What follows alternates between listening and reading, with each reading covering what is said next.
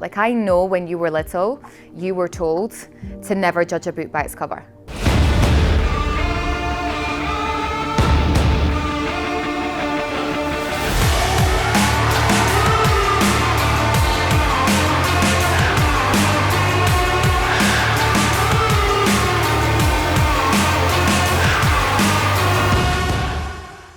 And the point is, it was a load of rubbish, because we do judge a book by its cover. It's just human nature. It's what we absolutely do.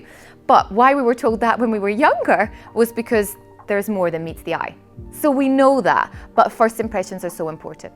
So that is where I start on this journey for how to become successful and stylish, is the first impressions. So what do people actually look at? So you think they look at clothing? Yes, but it goes in so much more detail. What do you think people look at? Body language, what else? Eye contact, yeah? Yeah, so like the tone and everything. Smell, yes, smell's a big one, especially here. Because people, well, it goes both ends of the spectrum. Yeah, because some people smell a little challenged. And then there's the other way, where people smell of too much, and it can be just as overpowering if they smell too much. So the smell is another one. What about hair? You know, people running in to work with super wet hair. What would that kind? It's a Friday, you're allowed. It's not work, it's different. But going into work, so I'll tell you a little quick story actually. I was called in to work with a PR company who'd lost a pitch. And the reason that they had lost a pitch was down to an employee.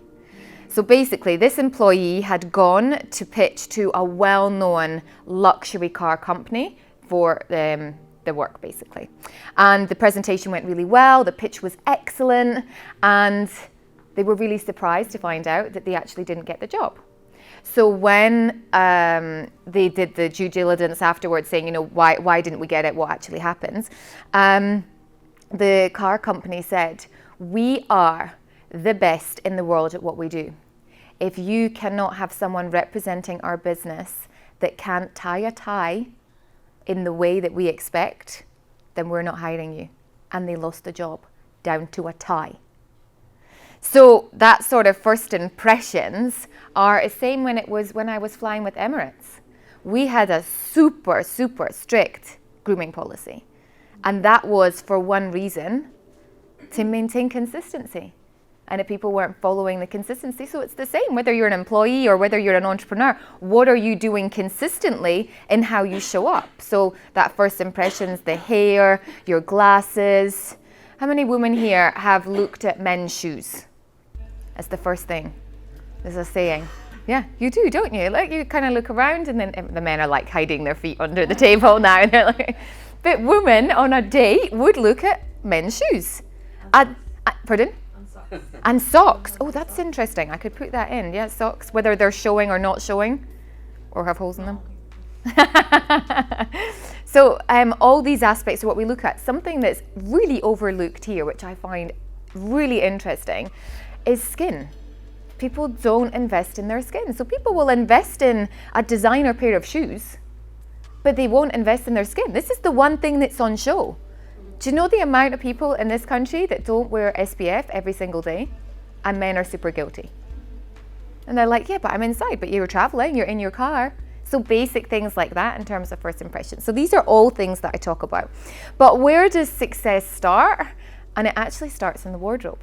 You know, if you think people spend how much on creating a logo and building a beautiful brand in their business, and then they don't think about in the same detail what they're actually wearing and how they show up. So this is what I really want to draw attention to, is how can individuals feel great? Because at the end of the day, when you wear something that you feel so good in, what happens?